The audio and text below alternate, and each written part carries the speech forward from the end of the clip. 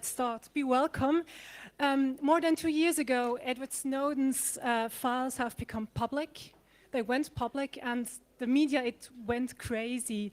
And the public maybe not so much, as you may have noticed among your friends and family, as well I did. A lot remains the same after Snowden's revelations, even if people are concerned about surveillance. The following talk by Arne Hinz and Lina Denzig from the University of Cardiff explores just that. They analyzed how actually the media reacted to the revelations made by Edward Snowden, and they also looked at how the public, such as journalists and other people and activists, reacted to Edward Snowden's disclosures. So please give a warm round of applause to Arne Hinz and Lina Denzig. Thank you.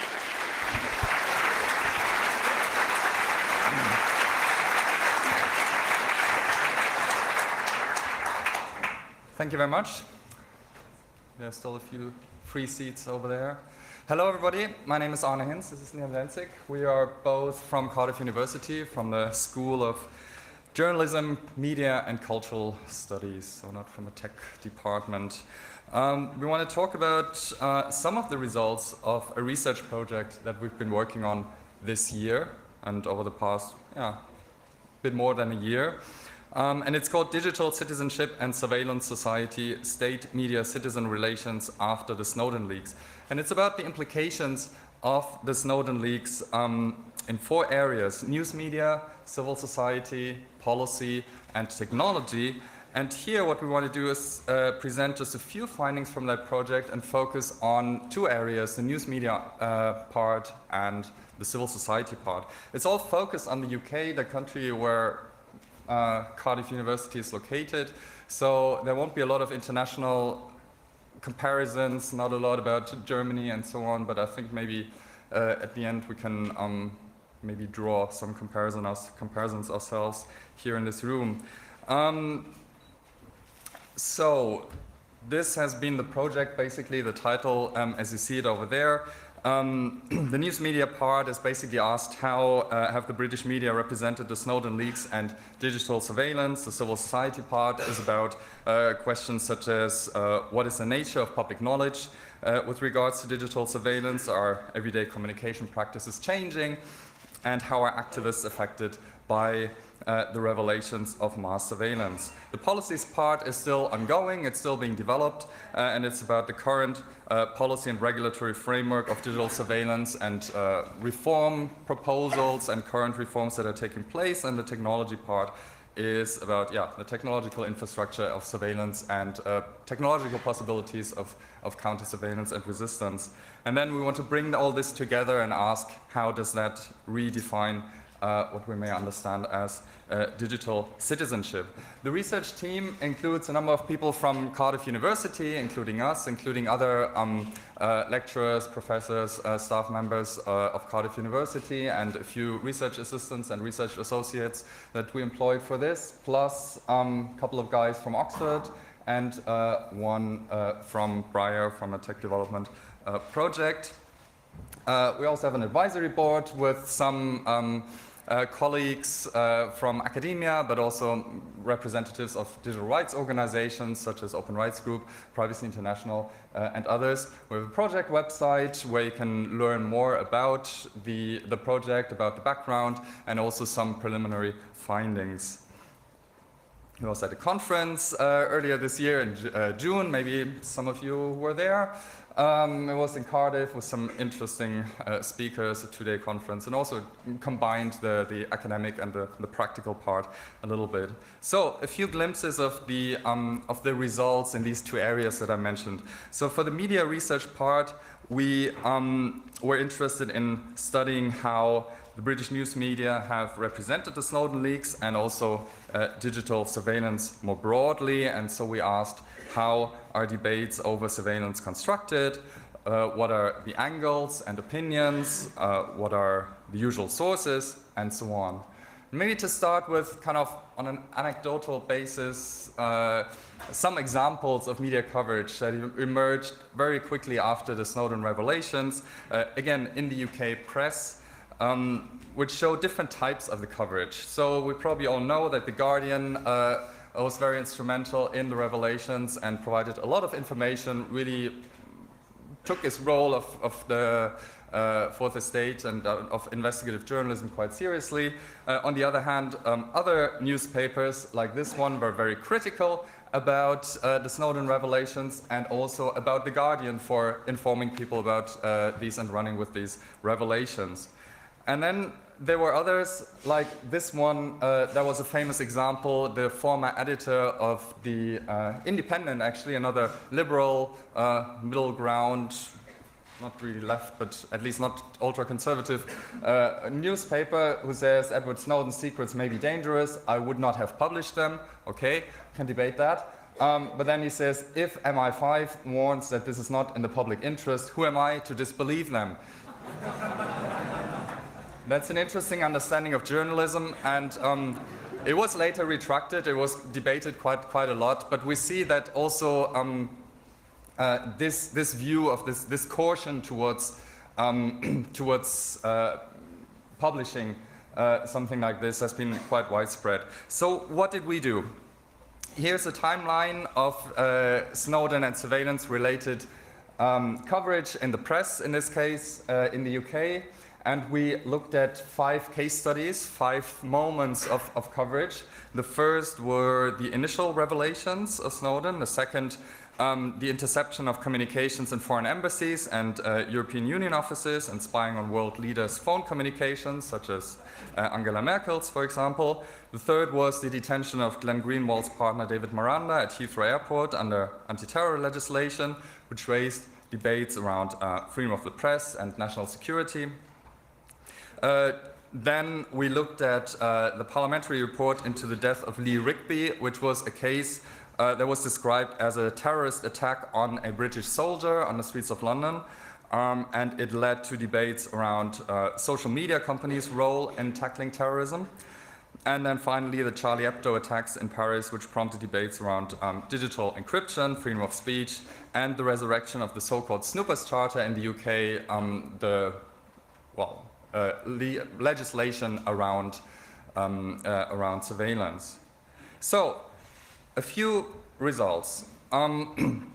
Snowden was clearly prominent in the media coverage and generally was covered using mostly a neutral or even positive language, described as a whistleblower, as we see here at the bottom. But if we look at the focus on issues around surveillance, taking in the stories, and so at the context of the coverage of surveillance, the most important one here has to do, as we can see there, maybe it probably is a little bit small to read, but the most important has to do with themes of terrorism, with themes of the role of the security agencies and government response. So that's been very much the context of discussing, in most media coverage, of discussing Snowden revelations and surveillance more broadly. And that is in stark contrast to discussing surveillance in terms of human rights, personal privacy, and freedom of the press. In other words, rights and digital and citizen-based perspectives on surveillance. If we look at who was used as the sources in these stories, we see a pattern that is actually quite typical in media sourcing generally. Politicians are by far the most prominent source. And that is not unusual at all. But in this case, it means that elite concerns around surveillance are most prominent, not citizen concerns. Political sources are framing the debate and how it is interpreted. And so, unsurprisingly then, the opinions raised by these sources are, for example, as we see there, that surveillance should be increased, or at least is necessary, at least has to be maintained, that the Snowden leaks have compromised the work of intelligence services, and that social media companies should do more to fight terror and to increase their own surveillance. And so this dominant framework understands surveillance as a valuable activity and one for which both intelligence services and business actors have a responsibility, rather than it being primarily problematic for citizens. And where it is presented as problematic, in the snooping on world leaders case study, surveillance was seen as damaging to international relations and therefore problematic. and as something thus that is primarily of relevance to big players rather than ordinary citizens. So from these short glimpses, what we can see, just a few preliminary conclusions, is that yes, there was extensive and often positive reporting on Snowden himself, in some media at least, but debates around surveillance are framed by elites rather than citizens. And this elite-centered structure of news coverage means that the consequences and the extent, particularly of mass surveillance of citizens, are largely invisible in media coverage. There's a strong framing on national security and so on, but there is quite insufficient information on the practices and implications of surveillance for normal citizens. And so the issues of mass surveillance that were actually so central in Snowden's revelations remain relatively invisible in these debates, apart from perhaps the government, the Guardian coverage. And so we could say that media justify and normalize current surveillance practices, and that discussions about individual rights and human security are structurally discouraged. That is the media part. Right, so I'll just go briefly through some of our key findings for what we call the civil society work stream on this, which looks at two aspects. So there's the public knowledge and attitudes on the Snowden leaks and digital surveillance, and then there's a second part, which is particularly to do with responses amongst political activists. And for the first part, the public opinion research, we did a number of focus groups across different demographics in the UK in order to get a sort of diverse range of opinions and views. So that ranged from sort of high-income people work in the financial centre to local young Muslim groups within Cardiff itself. So a different range and different groups of people. And then for the research on the activist responses, we did a number of interviews with different groups and organizations, from large NGOs to smaller community groups, ranging from environmental groups, labor activists, anti-war activists like Stop the War, economic justice groups like Global Justice Now, and community and civil liberty groups such as also CAGE, who spoke earlier today, and talked with them. So there's particularly groups that weren't digital rights activists or tech activists specifically, to try and get an understanding of how other political activists view this issue, in particular in response to the Snowden leaks. So for the first bit on public opinion and our focus group, we had a range of themes, so understanding and experiences of surveillance, knowledge and opinions of Snowden leaks, concerns with privacy and personal data, questions around online behavior and practices, and attitudes towards intelligence services. So just a couple of key points from these focus groups. First of all, there was particularly low knowledge of who Edward Snowden was, and even less knowledge of what the content of the leaks were. And there was a lot of confusion in discussions with Julian Assange, Chelsea Manning, and WikiLeaks, really, in terms of how people had come about this story. And there a lot of mix-up with between these different stories. In terms of actually understandings of surveillance, all of this state surveillance isn't really isolated in how people speak about it. It overlaps also with questions of corporate surveillance and also peer surveillance or employer surveillance and so forth. So a lot of concerns are not necessarily about state surveillance per se, and it's difficult to isolate this as a particular issue. And also when it comes to what constitutes surveillance, the initial responses would be things like CCTV and sort of these types of things were seen as more kind of real forms of surveillance. But on the other hand, it was very clear that people felt that the collection of data, and also including the collection of metadata, so distinguishing also from it being not about content, constitutes surveillance. So that was generally how people felt about what surveillance actually means. In terms then of concerns around this, well, people's worries about state surveillance, particularly predominantly concerns lack of transparency around it. So a lack of transparency around what is being collected, but also how it's being used and what it's being used for, and also what the regulatory framework is that's in place surrounding it. And also concerns with a lack of knowledge or understanding of how to actually opt out or resist or circumvent collection of data. And in terms of sort of changes in online behavior then, these concerns do manifest themselves in some changes, but it's mainly in terms of sort of self-regulating behavior, not saying things that are too controversial online and so forth, rather than actually changes in terms of using different tools or different communication platforms. which wasn't prominent at all in our focus groups. And what we also saw as sort of implications of this is that there was sort of an internalizing of some of these justifications that have been very prominent also in the media, particularly this phrase, nothing to hide, nothing to fear.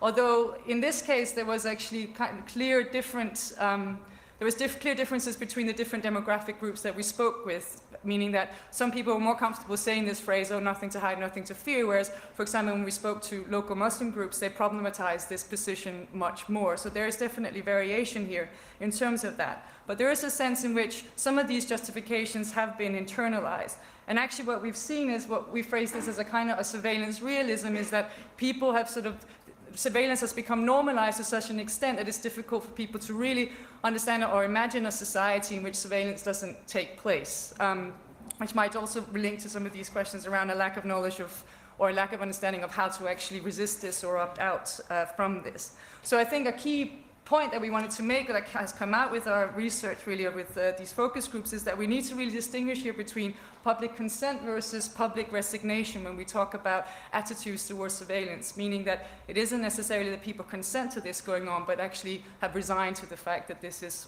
how society is being organized. To then move on to interviews with activists. We also had similar questions here. So understanding and experiences of surveillance and knowledge and opinions of Snowden leaks and attitudes towards state surveillance. And then we also wanted really to explore this question around current online behavior and practices and whether there have been any changes and responses to the Snowden leaks. And again, just some key findings here on these questions. So basically, the activists that we spoke with were generally very aware of surveillance, but again, it was visible and physical forms of surveillance that were more prominent in how activists spoke about it. And this is particularly, and perhaps particularly in the UK, a context because there's a very troublesome history in the UK with police infiltration into activist groups, which has really impacted the activist scene quite a lot within the UK. And often this was how the activists we spoke with would talk about surveillance first and foremost, rather than about these more virtual forms and visible forms of surveillance.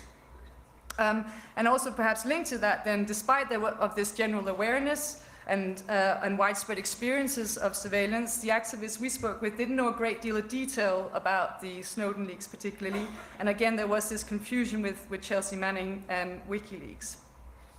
And importantly also, there was a sort of general expectation, some of these quotes sort of highlight that state surveillance goes on. This is sort of kind of expected, and it's confirmed for activists when police are often there, when they've organized events or protests and demonstrations, or when activities have been intercepted. And so the Snowden leaks in themselves and the realities of mass surveillance came as little surprise to political activists in the UK. And perhaps also therefore, or one of the reasons, there hasn't been much response from the groups we spoke with anyway in terms of changing online behavior, particularly not directly because of Snowden. And there are some exceptions here. So for example, Greenpeace did really change their communication behavior as a direct response to the Snowden leaks. And Cage, I think as we heard earlier, have recently also changed communication practices, although at the time of our interview with them, hadn't done as much as they're doing now. And predominantly, however, there's been very little change in online behavior, and where it has taken place, it's been part of a sort of a longer-term consciousness of surveillance. And the kind of changes we would perhaps see more are things like face-to-face interaction. So more face-to-face interaction, perhaps slightly more careful communication, online communication. But in terms of encryption, we found little use of encryption, again, although with exceptions, with some of the groups, but partly this was due to questions of convenience and a perceived lack of technical ability, which I think are arguments that we're quite familiar with when it comes to questions around this. But it was also related to a particular kind of rationale that was expressed in some of the interviews that we did, that somehow using encrypted software is about being hidden or closed in some ways, whereas activists strive for open and transparent organizations, so that somehow this contradicts this aim to be transparent and open and inclusive, that somehow it would also exclude people to start to use encrypted forms of communication. And linked to that, also many of the activists we spoke with expressed the notion that their activities and their role in society didn't constitute a need to really worry about surveillance, So despite being aware of surveillance and expecting it to go on, there was a sense in which some of the organizations here perceived themselves as fairly mainstream and therefore kind of safe and didn't really need to worry about surveillance. And really that surveillance would only really need to be something to worry about if they move into more radical forms of political action, radical forms of politics and action, whatever that might be. So in some ways we might think of this as kind of, it acts to sort of keep the mainstream in check, in that they would only, surveillance becomes a worry only if you do certain types of actions. So and therefore also there wasn't really, in terms of sort of questions around digital rights and advocacy work around policies and policy around privacy and so forth, wasn't something that the activists we spoke with, well, most of them anyway, didn't see that as something that directly featured on their agenda. So it wasn't really something that they were so concerned with themselves, but rather that type of activism was kind of outsourced to other groups like digital rights activists or tech activists, that's what they do, we're doing something else. So I think what we sort of want to suggest with that is that our research seems anyway to suggest that there are some limitations around resistance to surveillance, in that this resistance seems to remain within the silos of only certain types of actors. So we're sort of asking how can we then move beyond that and start thinking of surveillance in terms of perhaps data justice, or somehow thinking of how surveillance connects, or resistance to surveillance connects to broader social and economic justice agendas. And of course some of this is already happening and some of it has been discussed here at this Congress. So for example, how does data collection lead to discrimination, or how does it come to suppress dissent, but also how does surveillance relate to working conditions and workers' rights, for example, or how does it link to inequality and poverty? So I suppose our research suggests that we need to think about that if encryption and technical solutions and discussions around digital rights, such as privacy, remain really only within certain circles and perhaps like events like this and so forth, how can we get it to resonate with a broader public in some ways? So, wow, we finished much faster than we thought we would. But anyway, so basically we've had this snapshot now of sort of recent public debate and sort of wants to suggest the ways in which we might need to think about how to connect concerns with surveillance that are discussed in places like this to other issues in order to resonate with a broader public. I think that's it. We have time for questions. Yeah. Thank you.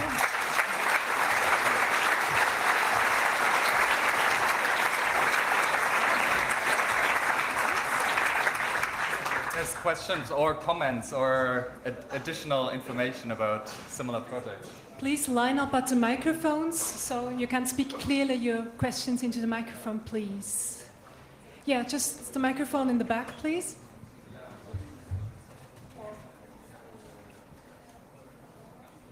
Go ahead. Hey, so do you think this lack of technical understanding of the Snowden leaks might be due to Snowden fatigue? That is, people getting very tired of reading a Snowden article, another one. Do you think that might have contributed to it? Can you maybe repeat the questions? And if you leave the room, please do so quietly, because we can't understand his question. Sorry. So the question is, this lack of understanding of the contents of the Snowden leaks, maybe even on a basic technical level, could that, something that contributed to that, could that be Snowden fatigue? And you're referring to this sort of drip feed way of releasing those documents? Not necessarily criticising the way it was released, but there was a hell of a lot of content and a lot of people got bored of it. Right, okay. Yeah. Don't know. Do we think that that's the reason? It didn't come out as a... There's a bit of that, I think, probably that we see, and The Guardian at some point stopped their coverage or releasing more information, and then we saw more information coming out through other sources and Intercept and so on. But I think what we were focusing on, what we saw in the media coverage particularly, were some deficiencies, I think, in the media coverage, and we would create this link mainly between the lack of knowledge and the deficiencies in the media coverage per se, not necessarily The Guardian, but probably most other media organizations and other other newspapers. I don't know. Yeah. Yeah, I mean, I think there are different views on that because a lot of people feel like it's stayed in the public debate or in the public realm because there was a continuation of revelations that came after each other rather than just doing this data dump thing and, you know, we'll just do it everything in one go. So I think we would probably have been able to say the same thing if it was done differently as well. Yeah. There is a question from the internet. Yes, if Up is asking, as far as he or she understood, the people were not informed pretty well on what really was revealed. Wouldn't it have been the task of the media to inform them, and how could they have been done better? There seems to be a rhetorical question, and that really, yes, yeah. Yes, should have. And it would probably, ideally, we would think that it is the task of the media to inform. We saw that some media did inform, others did do pretty much the opposite. Then there's a question how to improve that, and what is the role of different types of media and alternative media, and what does need to change structurally in forms of mainstream media, but that is a big debate, I guess. Yeah, and we should also say that we've done interviews with journalists about what, perhaps asking questions as to why they covered this the way that they did, and obviously, hopefully, those interviews will reveal something more. But those are still that's still ongoing as to why this. But we've had, for example, James Paul from The Guardian, who came to our conference in June and talked about some of the structural problems for journalists to cover security issues, and there's quite a lot of obstacles and so forth for them to do that in a critical and investigatory way. So I think those are the issues that we want to explore when we find out more through those interviews. Right. We have time for one last question, please. Make it short. Hello. That's better. I'm not surprised, to be honest. We have seen a similar thing by John Oliver. So last week tonight, I can only recommend that scene. So the question is only about what do we talk about, so can everybody relate to that? I have just one question to the first slides you have shown, the numbers, what do they reveal? The numbers? In your first slides there were all of those bar charts with kind of numbers, and I was interested in these numbers. Okay. I guess occurrences. I guess. So at the beginning we showed the timeline of Numbers of volume. Yeah, this is the bulk. I mean, these were talking to the microphone. These were the dates of the publication. That was clear. But and that is the volume of publication. Again, looking at the press. In this case, looking at not just The Guardian, but all kinds of other newspapers, that's one part of the research. There will be another part of the research that you will find information about this on the website, which is about broadcasting, which is about TV and radio coverage. But so far, what we saw is that there is a fairly similar picture in terms of how these curves developed, and also in terms of the content of the coverage. I'd say time is up. Thank you very much, Lina Denzig and Anne Hinz, for your talk.